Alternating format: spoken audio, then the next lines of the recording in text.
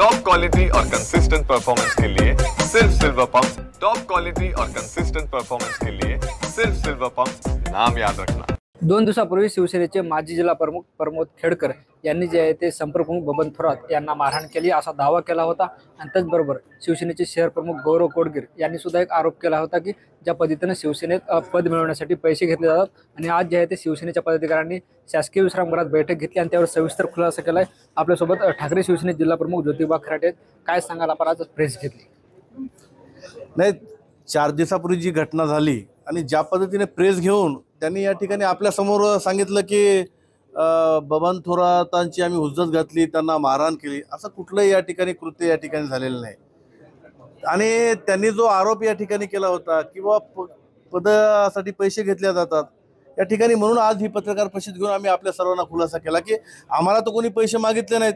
आमच्यासोबत एवढे सगळे जिल्ह्यातले पदाधिकारी आम्ही नियुक्त केली, हे आपल्या समोर आहेत। कुणालाही पैशाचा कुठलाही या ठिकाणी विषय नाही आहे। आणि जर समजा त्यांना पैसे मागले होते तर मग ते पदावर होते तेव्हा त्यांनी का नाही बोलले? असं कुठलंही या ठिकाणी नाही। पक्षाची केवळ बदनामी होऊ नये, बबन थोरातांची बदनामी म्हणजे शिवसेना पक्षाची बदनामी, ही बदनामी होऊ नये म्हणून आज सर्वांसमोर आम्ही आज आपल्या सर्वांना बोलून या ठिकाणी हा खुलासा केलेला आहे। आपल्यासोबत शिवसेनेचे दुसरे जिल्हा प्रमुख बबन बारशे आहेत, काय सांगाल ज्या पद्धतीने सातत्यानं बबन थोरात यांच्यावर आरोप केले जातात, अनेक गंभीर आरोप झाले, त्याचबरोबर जे आहे ते वाद सुद्धा झाला रेस्ट हाऊसमध्ये, वास्तव काय यातलं? बबन थोरात साहेब जे नांदेडला आले होते त्यावेळेस आमचे महानगर प्रमुख मनोज यादव हे बाहेर बसलेले होते आणि त्यांनी विचारलं बबन थोरात साहेबांना की बंडू खेडकर आलेले आहेत, त्यांना त्यांनी सांगितले की मला त्याच्याशी अजिबात भेटायचं नाही। त्यावेळेस त्यानं मनोज यादवची हुज्जत घातली, मध्ये जाऊ दिलं नाही, त्याच्याशी झटापट केली आणि तो बाहेर गेला आणि तुम्ही त्या ठिकाणी साक्षीला होतात। त्यांनी सांगितलं की मी मारजोड केली, हुज्जत घातली, अशा चुकीच्या बातम्या तुम्हाला शिवसेना जिल्हा प्रमुख पदावरून काढल्याच्या नंतर तुमच्या खाली जी आग व्हायली, तुम्ही पदावर असताना हे का सांगितलं नाही मग की मला पैसे मागितले, मला पैसे देऊन पद मागितलं? तुम्ही पदावर असले, निष्क्रिय तुम्ही पदावर असताना तुम्ही कुठलाही कार्यक्रम घेऊ शकला नाहीत, कोण्या कार्यकर्त्याच्या मौतीला जाऊ शकला नाही, कोणाच्या लग्नाला जाऊ शकला नाही। आता जे आम्हाला नवीन जिल्हा प्रमुख केलं, आम्ही वेगवेगळ्या प्रकारचे कार्यक्रम घेतो, मेळावे घेतो, ते त्याच्या आंदोलनं केले, ते त्याच्या डोळ्यामध्ये खुपत आहे। याच्यामुळं ह्या कारणास्तव त्यानं त्या दिवशी असा प्रकार शिवसेनेची बदनामी करण्याचा प्रकार केला। आणि तो बंडू खेडकर म्हणजे असा माणूस आहे की तो खेडकर फॅमिलीचा झाला नाही, तो शिवसेनेचा कुठून होणार, असे आमचं म्हणणं आहे। आणि असं कुठल्याही प्रकारचा मारामारी, झटापटी किंवा आर्थिक व्यवहार झालेला नाही। आणि आर्थिक व्यवहार होण्याला काही एकटे बबनराव थोरात हे पद देण्यासाठी जबाबदार नसतात। बबनराव थोरात जिल्हा प्रमुख असतात, बबनराव थोरात असतात, अंबादासजी दानवे असतात, विनायक राऊत साहेब असतात आणि त्यानंतर उद्धव साहेब अभ्यास करून सर्वांना पदं देतात।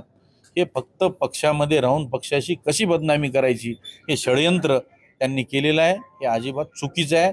यानंतर त्यांची आता हकालपट्टी केलेली आहे।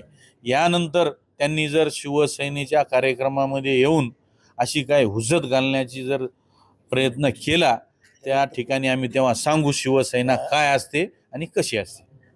नेमका तेच प्रश्न तुम्हाला, ज्या पद्धतीनं बंडू खेडकर यांची हकालपट्टी करण्यात आली होती त्यानंतर त्यांनी अशी चिथावणी दिली की जर बबन थोरात पुन्हा नांदेडमध्ये आले तर त्यांना चोप देण्यात येईल। बंडू खेडकरला चांगलं माहीत आहे की बाळासाहेबाच्या भट्टीत तयार झालेले शिवसैनिक कसे असतात। आणि मी आज जिल्हा प्रमुख म्हणून बंडू खेडकरला आवाहन करतो की त्याने जे नंतर आल्यानंतर मी काहीतरी पुन्हा आमच्या संपर्क प्रमुखाला चोप देतो असं काहीतरी वक्तव्य केलं, मी आवाहन करतो की यानंतर बंडू खेडकरने आमचे संपर्क प्रमुख आल्यानंतर त्यांनी टाईम द्यावा आणि समोरासमोर यावं आणि बंडू खेडकर जातेवर कसं जातो हे त्यांनी नंतर बघून घ्यावं।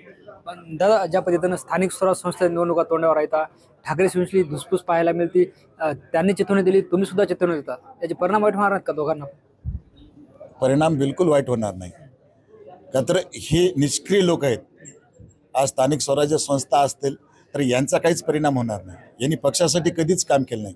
पक्षाला फक्त यांनी वापरून घेतलं आणि पक्षाच्या जीवावर यांनी करोडोपती झाले. ते पैसा फक्त कमवला, पक्षाला वापरून घेतलं. यांनी कधीच पक्षाचं काम केलं नाही, कधीच निष्ठेनं काम केलं नाही. म्हणून याचा परिणाम पक्षावर काहीच होणार नाही. आणि नांदेड शहर जाणू नये की बंडू खेडकर काय चीज आहे, ते कधी कोणाच्या कामाला आलेलं काय ते त्याला माहिती चांगलं. म्हणून त्यांनी असे चेतावणी किंवा आव्हान त्यांनी द्यायचा प्रयत्न करू नये. शिवसेनेच्या जीवावर मोठ्या झालेल्या माणसांनी आमच्यासारख्या निष्ठावान शिवसैनिकाला चेतावणी देऊ नये. मी त्याला आवाहन करतो की त्यांनी पुढच्या वेळेस बबन थोरात आल्यानंतर कोण्या ठिकाणी किती वाजता यायचं त्यांनी ते सांगावं. निश्चित आपण बघतो आपल्यासोबत नांदेड जिल्ह्यातील ठाकरे शिवसेनेचे तिन्ही जिल्हा प्रमुख होते. ज्याप्रमाणे संपर्क प्रमुख बबन थोरात यांच्यावर आरोप केले होते, ते आरोप सगळे फेटाळलेत आणि बंडू खेडकर यांनी जी चिथावणी दिली होती त्यांना सुद्धा यांनी परती आव्हान दिले. ज्ञानेश्वर लोढे, TV9 मराठी, नांदेड.